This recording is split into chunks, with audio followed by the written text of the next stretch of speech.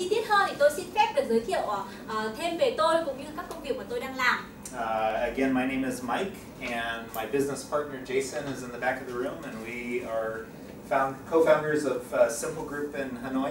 Vâng ạ, và tôi chính là Mike, và ở ngồi dưới kia chính là đối tác cũng là người cộng sự của tôi, anh Jason. Thì chúng tôi đã là người thành lập ra tổ chức Simple Group. Simple Group started 3 years ago in Bangkok. Jason moved with his family to Bangkok and started his second company in Bangkok, or in Thailand, called Simple Group. Vâng, về thông tin thì là 3 năm trước thì là thầy Jason cùng với lại gia đình đã chuyển đến Bangkok và chính thức bắt đầu Simple Group tại đó. And Simple Group, we have focused on 3 areas. Vâng, và đối với Simple Group thì tập trung vào 3 mảng chính. So the first is what you're experiencing today. We provide training and consulting for businesses. Thứ nhất đó là chúng tôi cung cấp các cái gói tư vấn cũng như các cái chương trình đào tạo về kinh doanh. So we have a number of different workshops that we provide for people. Chúng tôi có rất là nhiều các cái chương trình hội thảo để hướng dẫn các quý vị về cách thức kinh doanh. That cover a number of different topics that are important to business. Vâng, và chúng tôi cũng có rất là nhiều những cái chủ đề về kinh doanh mà tôi nghĩ rằng tất cả các anh chị ở đây đều cần khi mà chúng ta bước vào công việc của mình. So, for example, today we will talk about strategy. Ví dụ như ngày hôm nay thì chúng ta sẽ nói về chiến lược. But we have workshops about communication, about teams, about leadership, about marketing, sales, customer service, so many different topics. Và chúng tôi thì cũng có rất là nhiều khóa học, ví dụ như là về chăm sóc khách hàng này, về lãnh đạo này, về đội nhóm này, về việc bán hàng hiệu quả này. So that's one area for Simple Group. The second area is Mr. Jason is a graphic designer, and so we have a graphic, or we have a design part of our company. Và cái lĩnh vực thứ hai đó là Jason thì đang làm một thiết kế đồ họa, thì công ty của chúng tôi cũng cung cấp giải pháp về thiết kế đồ họa. So, for example, Mr. Jason this morning came to Hanoi and was teaching a workshop about how to do design, principles of design. Và ngay buổi sáng ngày hôm nay thôi ạ, thì là thầy Jason đã có một cái chương trình đào tạo về những cái nguyên tắc trong thiết kế. And the third area that we're both involved in is also we have a supply of local coffee in Vietnam and in Thailand. Và cái ngành kinh doanh thứ ba của chúng tôi đó là cả hai chúng tôi cùng làm, đó là liên quan đến mảng cà phê. Chúng tôi có các nhà cung cấp đến từ Việt Nam cũng như là bên Thái Lan. And it's a local direct trade coffee business. So local meaning that it's from one country, and direct trade meaning we deal directly with the farmer. Và đối với cái công việc kinh doanh cà phê này của chúng tôi thì chúng tôi làm việc trực tiếp, đó là khi mà chúng tôi mua cà phê, chúng tôi mua trực tiếp từ người nông dân. And so we look for high quality premium Arabica coffee to buy from a farmer. Vâng, chúng tôi tìm kiếm những cái cà phê chất lượng nhất, tốt nhất, xịn nhất từ những người nông dân để chúng tôi mua. We have it roasted by professional coffee roasters. Sau đó thì chúng tôi xay rang bằng một cái hệ thống máy rất là chuyên nghiệp. We sell it to individuals and to other companies. Chúng tôi vừa bán lẻ và cũng bán tới các cái doanh nghiệp. In Bangkok, Thailand, we actually have a cafe. Và ở Bangkok thì chúng tôi có một cái shop cà phê. And soon in Hanoi, we hope to open a cafe as well in Hanoi. Và chúng tôi cũng rất là hy vọng trong thời gian tới thì chúng tôi cũng sẽ có thể là mở được một quán cà phê mới nữa ở Hà Nội. So those are the 3 areas for Simple Group that we work in. Đó chính là 3 cái lĩnh vực mà Simple Group hiện tại đang làm việc. So I'll get into our topic today by introducing an activity for you. So today we're going to be talking about strategy. Vâng, và trong cái buổi chiều ngày hôm nay thì chúng ta sẽ cùng nhau học về xây dựng chiến lược thành công. And we'll talk about what strategy is and how you can use strategy in your company, your organization, or even in your family. Vâng, chúng ta sẽ hiểu là chiến lược là gì và làm thế nào để chúng ta có thể áp dụng chiến lược này trong kinh doanh cũng như trong gia đình hoặc là trong bất kỳ một tổ chức hoặc công việc nào mà chúng ta đang làm. And so maybe some of the ideas about strategy might be confusing to you, and hopefully I can help to clarify some of those ideas. Có thể đối với các anh chị thì từ trước giờ mình có một chút gì đó còn chưa hiểu rõ lắm về chiến lược, nhưng mà tôi rất là hy vọng là trong buổi chiều ngày hôm nay thì tôi có thể giúp anh chị làm rõ hơn được chiến lược là gì. So, but before we get to the actual topics that we're going to look at, I have an activity for you. But I need some people to move to this table because we're going to have 3 groups of people working together. Vâng, bây giờ thì chúng ta sẽ có chia thành 3 nhóm và anh lại chuyển đây. Yeah. So if you're not at a table, find a table. Nếu như bạn chưa tìm thấy bàn ở đâu thì xin mời. Okay, and every table has a bag of parts. Vâng, ở trên mỗi bàn thì đều có một túi đựng đồ vật đấy ạ. Okay, and all you need to do is you need to follow the instructions. Vâng, và công việc của anh chị rất là đơn giản, đó là hãy làm theo những cái chỉ dẫn ở đây. Okay, so this bag, it says build a car. So this team is going to build a car.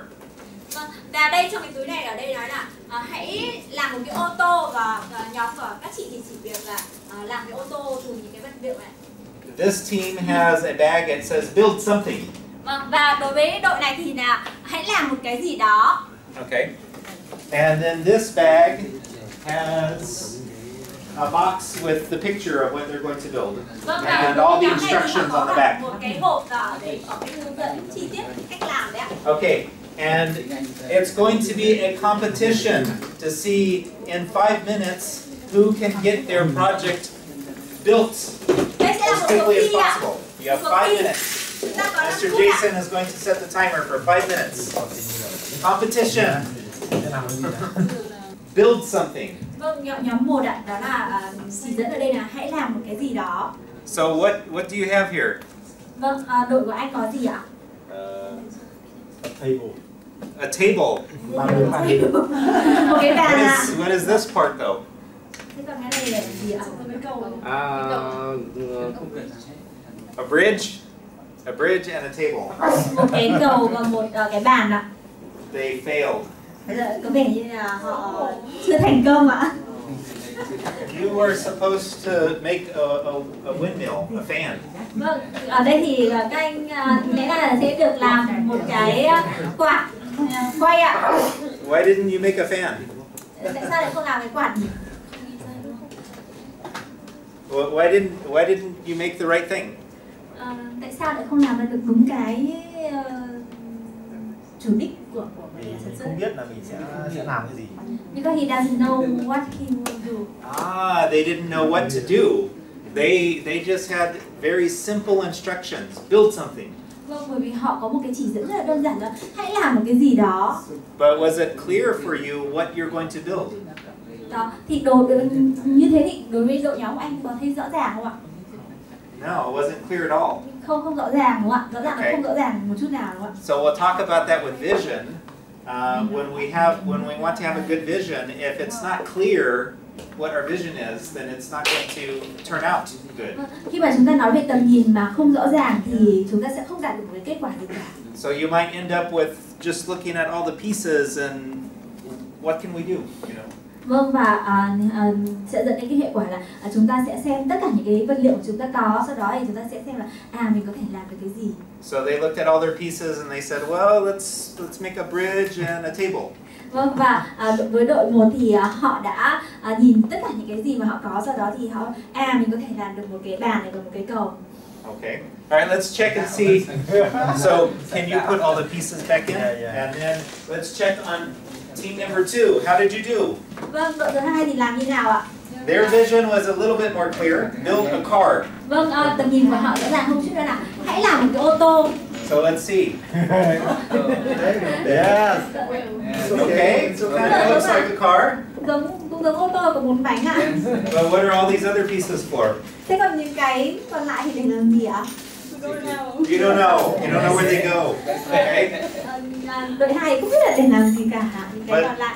It's supposed to look like this. Vâng, đây cái ô tô của mình sẽ trông như này đấy ạ. Would this help you? Cái này có thể giúp cho chị không? Okay. So what did you learn about trying to build the car? Thế qua cái bài học này các chị học được điều gì? Bây giờ cần phải có một cái tầm nhìn cụ thể và rõ ràng, cái hướng dẫn cụ thể rõ ràng. They thấy kết quả. They also need to see a very clear vision and also need how to do it. Okay. So was their vision clearer than their vision? Vâng, tầm nhìn của các chị rõ ràng hơn đội 1 đúng không ạ? What was their vision? Vâng, đội 1 tầm nhìn là gì ạ? Chẳng có gì. Có cái tiền, gì. có xe, có nhân sự, có nhà cửa, có mọi thứ. So their vision was a little bit more clear. Build a car. Vâng, tầm nhìn của đội 2 thì rõ ràng hơn một chút, đó là làm một cái ô tô. Right? And so they saw, okay, car, 4 wheels. Okay, let's start putting something together that looks like a car. Vâng, và họ có ở đây là cái đề bài là làm một cái ô tô, và cái ô tô phải có 4 bánh, hay là đội 2 đã tạo ra được cái 4 cái bánh xe rồi đó, trông cũng đã rất là giống cái ô tô rồi. But they said it was also frustrating because they had a lot of extra pieces and they were not sure where they go, what to do with them. Vâng, và đội 2 cũng có phản ánh là còn rất là nhiều những cái món đồ khác và họ không biết cách xử lý như thế nào cả. All right, the back group here. Và nhóm số 3. Now you guys, the group 1, group 2, you are going to hate them. Có thể đội 1, đội 2 sẽ không yêu quý đội số 3 đâu ạ. Because the group number 3 in the back, I gave them a picture. Bởi vì là lúc trước thì thầy đã đưa cho đội 3 có hẳn cả là cái hộp mà ở đằng trước lại có cái hình So nữa. they're going to build an airplane. Vâng, và họ sẽ làm một cái máy bay. Gave them all of the parts. Và đưa cho họ tất cả những cái cần thiết để làm cái máy bay này. And on the back, I gave them instructions, exactly how to build it. Và phía mặt đằng sau thì là hướng dẫn rất chi tiết cụ thể bằng hình ảnh và cách thức để chúng ta có thể làm được. But I still see that they're airplane. What happened? Tại sao mà ở trên bàn vẫn chưa có cái máy bay nào ạ? Okay, so tell me about the experience. Hãy nói cho tôi biết trải nghiệm của các anh chị ạ. Chưa lắp được. Okay. Did you know what you were going to build? Các anh chị có biết là mình sắp phải làm cái gì không? Cái sản phẩm của mình. Okay. Yes. Did you know which pieces you need? Anh chị có biết là những cái phần nào mà mình cần phải dùng không? Biết. Yeah. And if I gave you more time, would you be able to build it exactly like on the box? Nếu như mà bây giờ thầy cho các anh chị nhiều thời gian thôi thì anh chị có làm được không? Không làm được.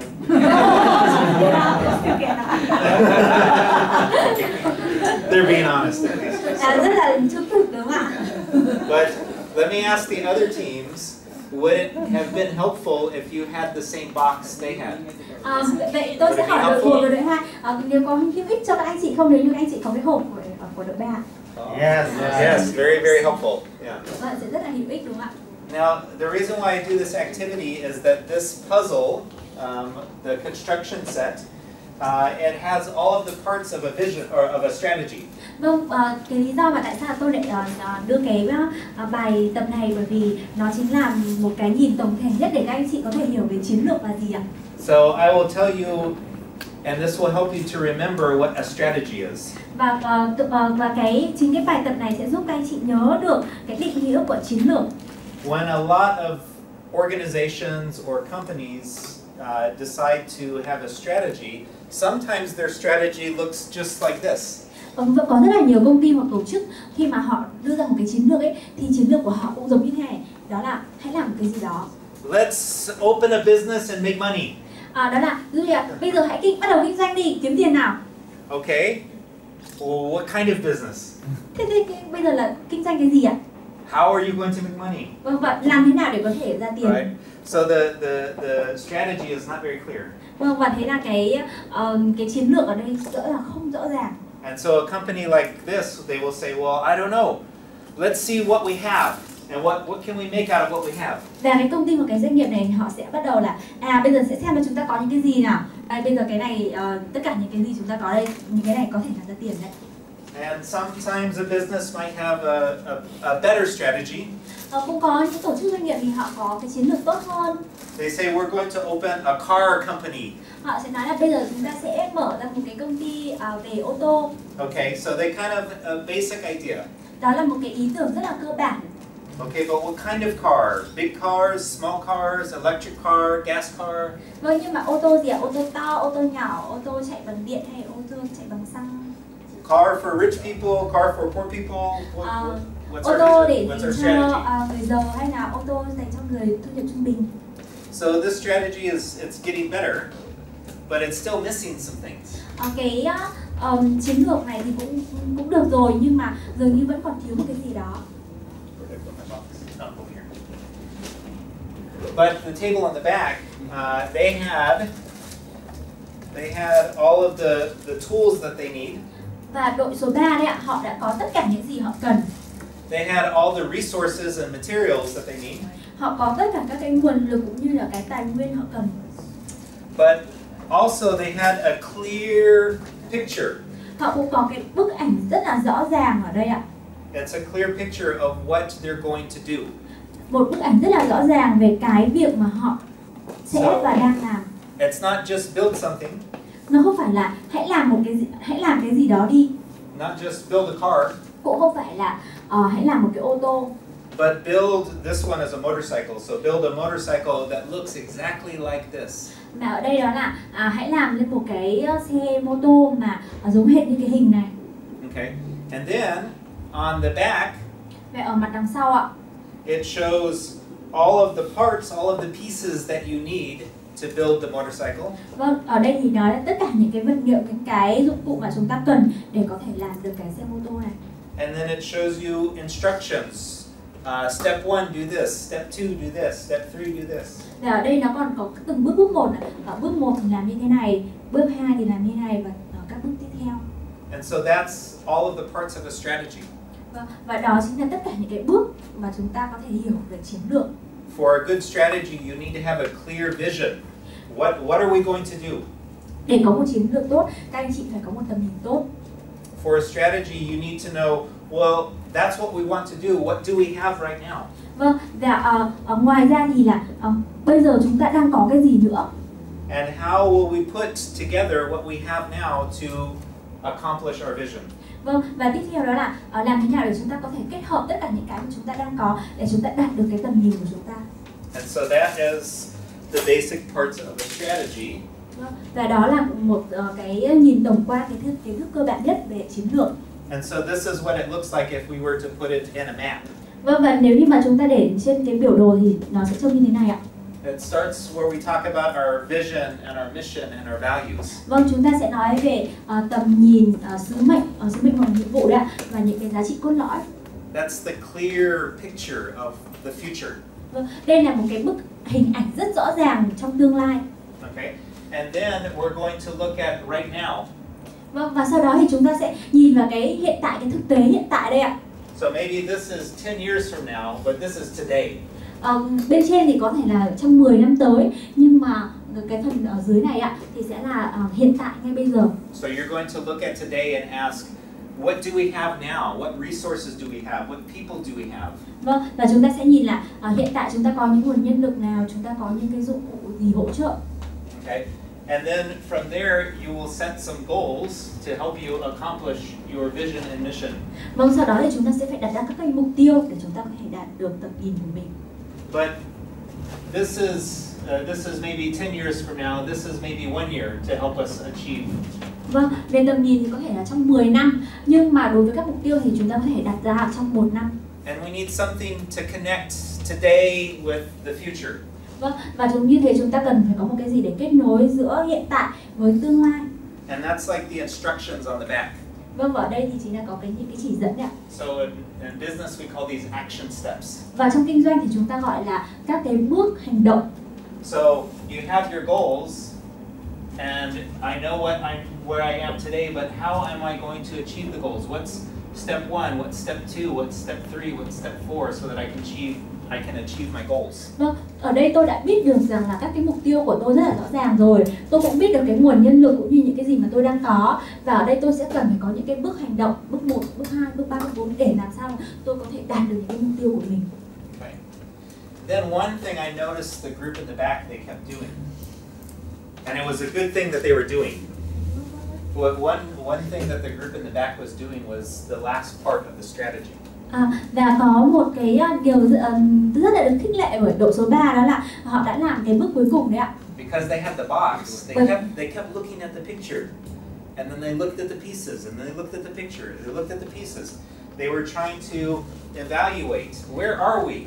Vâng, họ thường rất là hay đánh giá. Họ cứ vừa nhìn cái ảnh này, họ vừa lần đằng sau, họ cứ làm liên tục như thế để họ luôn luôn đánh giá được rằng là tôi đã đang làm được đến đâu rồi.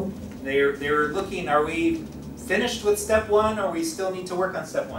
Vâng, và họ xem rằng là tôi vẫn đang ở trong cái bước số 1 hay là tôi đã hoàn thành xong bước Are we 1 rồi. finished with step 2 or we still need to work on step 2? Vâng, và liệu tôi đã xong cái bước số 2 chưa hay là tôi vẫn cần phải tiếp tục để hoàn thành bước số 2. Okay.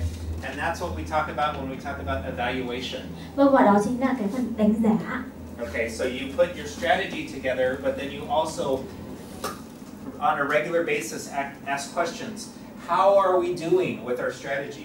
Vâng, và rõ ràng khi mà chúng ta đã lắp đặt tất cả các phần vào rồi, nhưng mà chúng ta đừng bao giờ quên một cái bước, đó là phải luôn luôn đánh giá là chúng ta đã đạt được cái gì và chúng ta đang làm được cái gì rồi. Okay. And with the strategy, it's going to start over here with vision and mission, and so that's where I want to start. Vâng, bởi vì chiến lược thì chúng ta bắt đầu từ đầu tiên đó là về tầm nhìn, sứ mệnh cũng như là giá trị cốt lõi, đúng không ạ? Thì tôi sẽ bắt đầu với câu hỏi là tại sao. Okay. And so when you start with a vision and mission and values, you're asking 3 questions. Vâng, và khi mà các anh chị cùng ngồi lại để làm rõ là về tầm nhìn, sứ mệnh cũng như sứ mệnh và giá trị của mình, thì các anh chị sẽ phải đặt ra 3 cái câu hỏi này. So the first question is why? Câu hỏi đầu tiên đó là tại sao? Let's build something. Hãy làm một cái gì đó. Why? Nhưng tại sao ạ? Why? What's the purpose? Mục đích là gì ạ? Okay. So ask that question. Let's build a car company. Bây giờ là hãy thành lập một công ty về ô tô. Why? Nhưng tại sao ạ? I'll give you a great example of a car company. Tôi sẽ cho các bạn một ví dụ rất là hay về công ty ô tô đây ạ. There's a famous car company in America called Tesla. Có một công ty rất là nổi tiếng về ô tô ở bên Mỹ là Tesla. And they started about maybe 10 or 15 years ago. Họ bắt đầu kinh doanh khoảng 10 hoặc 15 năm trước. And they said, let's start a car company. Và họ đã bây giờ chúng ta hãy bắt đầu làm một cái mở một công ty về ô tô đi. Now, car companies are very competitive. Many car companies.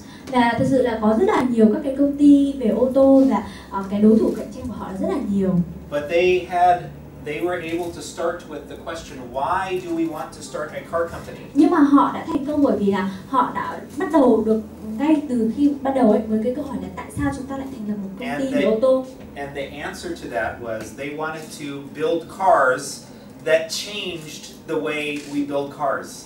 Và họ đã nói rằng là chúng tôi muốn thành lập một cái công ty về ô tô bởi vì chúng tôi muốn thay đổi cái cách mà chúng ta làm ô tô. They were going to build electric cars, not gasoline cars. Vâng, và bây giờ họ lại làm ô tô điện chứ không phải là ô tô chạy bằng xăng dầu nữa. And why electric cars? Tại sao thì lại là ô tô điện ạ? We can see today why electric cars, right? Chúng ta có thể Because it makes the air cleaner. nhìn tại sao đúng không ạ? Bởi vì như thế sẽ làm cho môi trường trở nên trong lành hơn đúng không ạ? Because if a city is filled with electric cars, we do not have the smog, the pollution.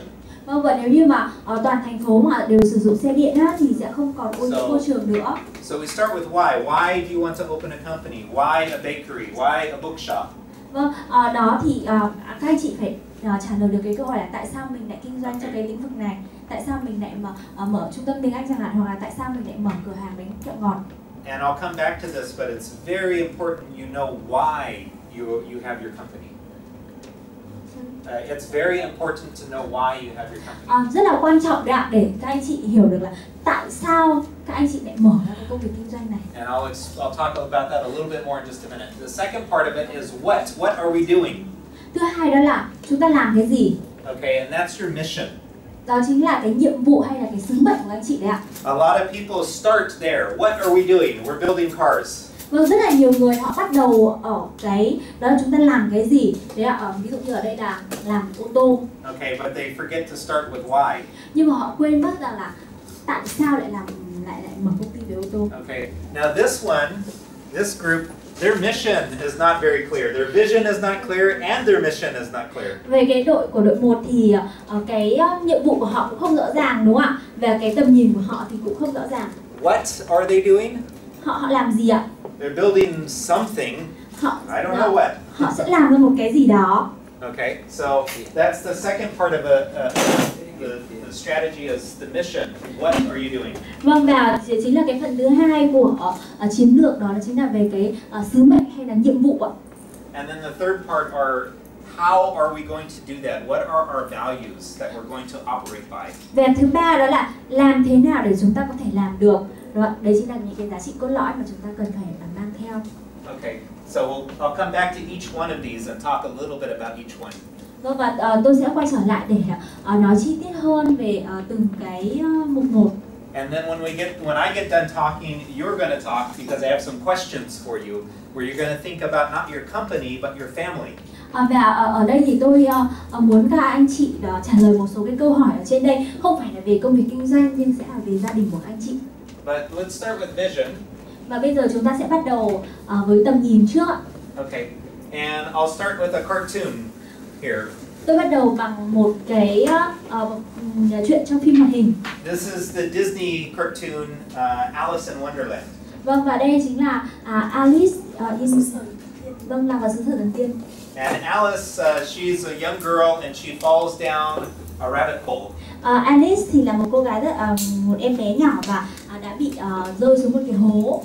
And she gets lost in this new world that's under the ground. Vâng, và cô ấy đã bị lạc ở trong cái xứ sở này. And as she's walking around in the forest, she runs into this cat. Vâng, và trong lúc đang đi lạc đấy ạ, thì cô ấy đã gặp một con mèo. And the cat he can talk. Con mèo này có thể nói được tiếng người. So she's lost in the forest and she asks the cat, "What road should I take?" Cô ấy đang bị lạc và cô hỏi con mèo rằng là tôi nên chọn con đường nào. And the cat asks a question. Well, where are you going? Thế là chú mèo ở đây hỏi rằng là cô đang đi đâu? And she answers, "I don't know where I'm going." Và Alice đã trả lời rằng là tôi không biết. And so he answers, "Then it doesn't matter. If you don't know where you're going, any road will get you there." Vâng, và chú mèo này đã trả lời rằng là nếu như mà sẽ không có vấn đề gì đâu, nếu như mà bạn không biết là bạn đang đi đâu thì con đường nào cũng có thể dẫn bạn tới nơi đó. So this question that he asks, "Where are you going?" Và cái câu hỏi là bạn đang đi đâu? That's your vision. Đó chính là cái câu hỏi về tầm nhìn của chúng ta đấy ạ. Ask that question. You can ask it about everything in your life. Chúng ta có thể hỏi câu hỏi này trong tất cả các lĩnh vực trong đời sống của chúng ta. Where is your company going 10 years from now? Và ví dụ như là doanh nghiệp của chúng ta sẽ đi tới đâu trong 10 năm tới. Where is your family going 10 years from now? Và gia đình của chúng ta sẽ đi tới đâu trong 10 năm tới. Maybe you're just starting out in your career. Where is your career going? Vâng, có thể là bây giờ chúng ta vừa mới bắt đầu cái công việc của chúng ta thôi. Và thế cái công việc này của chúng ta sẽ dẫn chúng ta tới đâu? Maybe you're starting university. Where are you going in university? Hoặc là ví dụ như bây giờ chúng ta vừa mới bắt đầu học đại học. Thế thì sau khi học đại học xong, cái con đường mà chúng ta sẽ đạt được là gì? Okay, so vision is like it's a big mountain that's far away, but I can see it and it's clear. Vâng, các anh chị hình dung đó là cái tầm nhìn thì nó giống như một cái dãy núi rất là xa ở ngoài kia đấy ạ. Okay, and once I know where I'm going, then I know what road I should take to get there. Và khi mà chúng ta đã biết là chúng ta sẽ đi đâu, đúng không ạ? Thì chúng ta sẽ biết được là con đường nào chúng ta sẽ phải đi. Okay, I know I want to go to the Bavi Mountains. Thầy nói rằng là thầy biết rằng thầy sẽ đi đến núi Ba Vì. Okay, now when I ask the question, what road should I take? I know which road goes to Bavi. Vâng, và khi đó thì thầy có thể sẵn sàng trả lời được câu hỏi là thầy sẽ phải đi cái đường nào để đến được núi Ba Vì. I'm not going to take the road that goes to Haiphong. Tất nhiên là thầy sẽ không chọn cái con đường mà đi đến Hải Phòng, đúng không ạ? I'm not going to take the road to Saigon. Và cũng sẽ không chọn con đường mà sẽ đi vào thành phố Hồ Chí Minh, Sài Gòn. Okay, so mission is the road. Vâng, và nhiệm vụ hay sứ mệnh chính là cái con đường mà mình đi. Okay, and then if these men are going to climb the mountain, maybe it will take them maybe 2 days or 3 days to climb this mountain. Có thể là với hai nhân vật ở đây thì sẽ mất khoảng 2 hoặc 3 ngày để họ leo lên cái đỉnh ngọn núi. So they need to bring a backpack. Thế nên họ phải mang theo một cái túi đựng đằng sau, đúng không ạ? And they're going to need to put some things in the backpack to help them get on top of the mountain. Vâng, và thế là họ sẽ phải để một số dụng cụ, những đồ vật gì cần thiết vào trong cái ba lô của mình để đi lên núi. So if you were going to go walking to a mountain and it will take you 3 or 4 days, what do you need to bring? Vâng, và nếu như bây giờ các anh chị chuẩn bị lên núi ạ, thì các anh chị sẽ phải chuẩn bị mang những cái gì ạ? What do you need to bring with you? Water? A map? Okay, be helpful. Rope? Yeah, rope for climbing the mountain. Dây thừng, thức ăn, đúng không ạ? Knives, okay. Dao ạ. Diêm hoặc là bật lửa. Lighter. A lighter, yeah, so you can start a fire. Bát And để cook. che. Tent. A tent to sleep in, okay, yeah. Yeah. Blanket. Okay, blanket. Lương khô. Food. Okay, let me ask you, do you need to bring your refrigerator with you? Có thể mang tủ lạnh đi không ạ? Không. What about your washing machine? Có phải mang máy giặt đi không ạ? Do you need to bring that? Có cần không ạ? What about your big screen TV? Có cần mang cái tivi màn hình phẳng rất lớn của nhà đi không ạ? No. Okay. So values are the important things that you need to bring with you that will help you get to the top of the mountain. Vâng, giá trị cốt lõi chính là những cái thứ cần thiết nhất mà các anh chị phải mang theo khi mà các anh chị muốn leo núi. Now I know a lot of you read the Bible and you think about biblical values. Và tôi biết rằng có rất là nhiều anh chị ở đây thì đọc sách Kinh Thánh và thường suy nghĩ về những cái giá trị trong sách Kinh Thánh. And in your business, I hope you operate with biblical values. Và tôi cũng rất là hy vọng là trong cái công việc kinh doanh của anh chị thì anh chị cũng sẽ áp dụng những cái quy tắc Kinh Thánh vào trong công việc kinh doanh. But these values, that's not what I'm talking about. Nhưng mà cái value ở đây thì không phải là cái value, cái giá trị cốt lõi ở đây không phải là cái giá trị mà giống như là ở giá trị ở trong Kinh Thánh mà chúng ta vừa nói đâu ạ. Okay, and I'll give you maybe an example of the two. Vâng, và tôi sẽ cho anh chị một ví dụ để các anh chị hiểu rõ hơn nhé. Like with our company is called Simple Group. Vâng, ví dụ như là công ty của tôi, doanh nghiệp của tôi gọi là Simple Group, có nghĩa tập đoàn đơn giản đấy ạ. So we want everything, a value for us is that whatever we do, it must be simple. Vâng, và một trong những cái giá trị mà chúng tôi cần đó là bất kỳ một cái việc gì chúng tôi làm đó là phải đơn giản. Okay, now having something simple, that is not right or wrong. Khi mà chúng ta nói về cái gì đó đơn giản thì nó sẽ không có cái định nghĩa là đúng hay là sai cả. If I create a complicated computer, I'm not doing something wrong. Ví dụ như nếu mà tôi làm ra một cái máy tính rất là phức tạp thì cũng không có gì là sai. So that's what I mean by company values. We're not talking about moral values. We're talking about company values. Vâng, và ở đây khi mà cái values này đúng không ạ, thì chính là những cái mà trong kinh doanh ấy thì là những cái mà chúng ta cần để chúng ta có thể làm được cái công việc kinh doanh của mình. Okay, if this man, if he put a microphone in his backpack, it's not wrong. Vâng, ví dụ như là cái người này đúng không ạ? Bây giờ anh ấy cho một cái micro này vào trong cái ba lô của anh ấy thì có gì là sai không ạ? But he doesn't need the microphone to get to the mountain. Nhưng mà anh ta chẳng cần đến cái micro này để đi leo để khi mà leo lên núi cả. But if he decides he's going to kill his friend, then that's not a good. It's a different value. Okay. Vâng, và nếu như mà anh ta muốn giết người bạn của mình thì đó sẽ là một cái vấn đề khác ạ.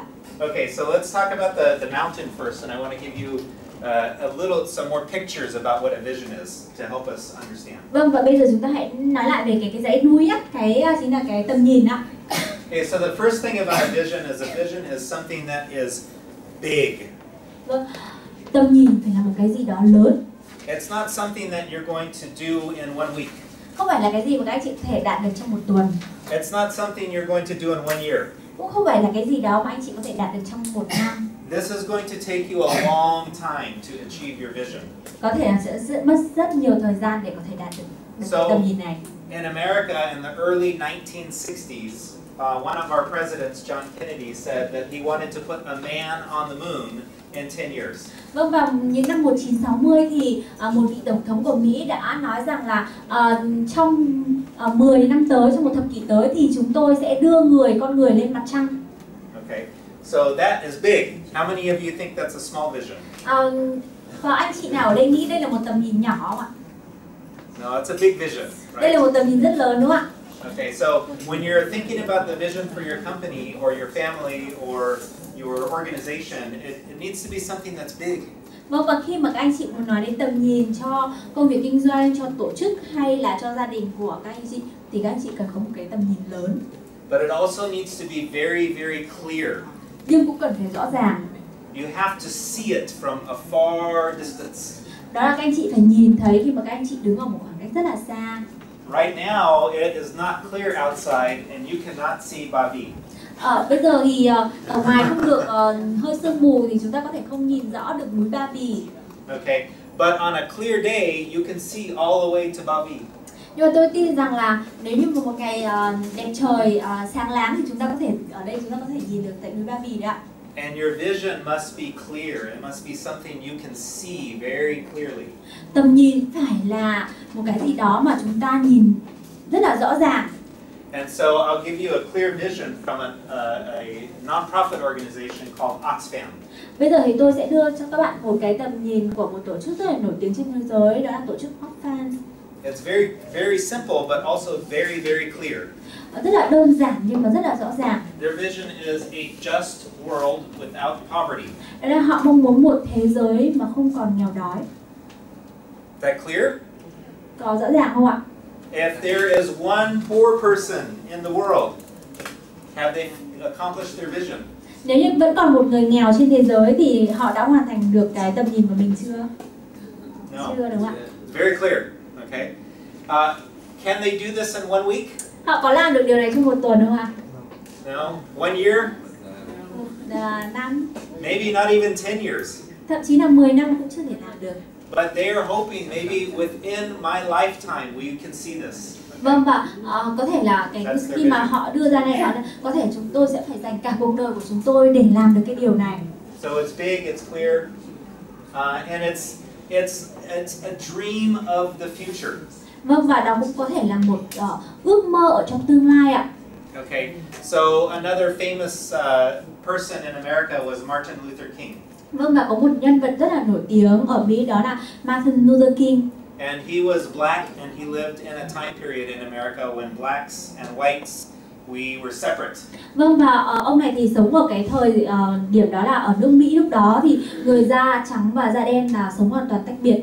Black people could not go to the same school as white people. Những người da đen lúc đó thì sẽ không thể đến học ở trường của những người da trắng. They could not eat at the same restaurant as white people. Và họ cũng không thể nào đến để ăn được ở những cái nhà hàng mà nơi người da trắng đã ăn ở đó. They could not even drink water from the same fountain as white people. Vâng, và ở bên đó thì có những cái vòi nước công cộng ạ, thì họ cũng không được uống ở những cái vòi nước công cộng mà dành cho người da trắng. So Martin Luther King gave a speech where he talked about his dream for the future. Vâng, và Martin Luther King ông đã có một bài phát biểu nói về cái ước mơ của ông trong tương lai. And he said, I have a dream that my 4 little children will one day live in a nation where they are judged not by the color of their skin, but the content of their character. Vâng, và trong cái bài phát biểu này thì ông đã nói một câu rằng là tôi có một ước mơ rằng 4 con nhỏ của tôi trong tương lai thì sẽ có thể được chúng sẽ được sống trong một quốc gia mà sẽ không bị phân biệt đối xử bởi màu da, nhưng mà sẽ bởi tấm lòng của những đứa trẻ này. So it's a dream that you have. That's your vision, is a dream. Vâng, và cái tầm nhìn của chúng ta chính là ước mơ của chúng ta đấy ạ. You look at the way things are now, and you think, what could they be like? Vâng. How could they be better? Vâng, và khi đó thì chúng ta nhìn cái hiện tại của chúng ta và chúng ta nghĩ là làm thế nào để chúng ta có thể làm điều đó tốt hơn. So dreaming is part of a vision. It must be a dream. Vâng, ước mơ chỉ là một phần của tầm nhìn. Okay. And also with vision, let me go back a little bit here. I'm not going to talk about this right now, but I'll just leave that up. So that's vision. It's something big, it's clear, it's something about the future. Vâng, vision thì phải là một cái gì đó rõ ràng này, It's lớn big, này, clear, lớn này, rõ ràng này, and it's about the future. ở trong tương lai. Okay. Mission is how are you going to accomplish your vision? Vâng, và cái nhiệm vụ, cái sứ mệnh đấy, đó là làm thế nào để chúng ta có thể đạt được cái tầm nhìn này. Okay. And so what I want to do now is I want to stop and have you around your tables. I want you to answer these 3 questions about your family. I want you to think about a vision for your family. Vâng, và bây giờ thì tôi muốn là mỗi nhóm đấy ạ, chúng ta sẽ cùng thảo luận 3 cái câu hỏi này về trong gia đình của các chị. Okay, so the first question that you're going to look at is you're going to think about your family maybe 40 years from now. 40 years, yes, a long time. Có thể là các anh chị hãy nghĩ về gia đình của mình 40 năm sau ạ. You're a little old lady or a little old man now, okay? Có thể là chúng ta các ông cụ bà cụ đúng không ạ? Okay. All right. And when you look back, when you look back at your family, what do you hope your family will be like when you are an old person? Vâng, và khi mà chúng ta già rồi đúng không ạ? Thì chúng ta sẽ muốn là gia đình của mình sẽ như thế nào? So what would your family look like if it was a successful family? Đó, gia đình của mình sẽ như thế nào nếu như gia đình của mình là một gia đình thành công? Okay, so that's the first question you're going to talk about. Đó chính là cái câu hỏi đầu tiên mà các anh chị sẽ trả lời đó ạ. Theo anh chị như thế nào được cho là một gia đình thành công? The second question, and a lot of people don't ask these questions about your family, but they're important questions to ask. Vâng, và câu hỏi thứ hai là một câu hỏi rất là quan trọng cho gia đình nhưng mà rất là nhiều người quên cái câu hỏi này. The second question, what's the purpose of your family?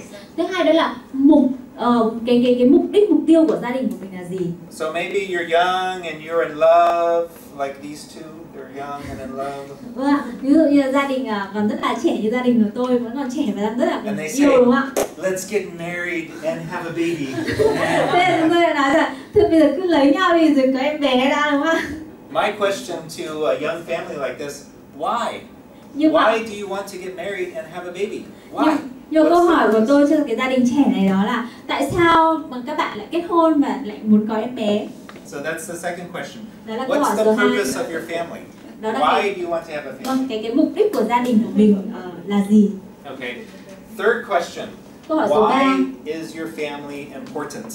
Tại sao gia đình của các bạn lại quan trọng? Okay. Why is it important?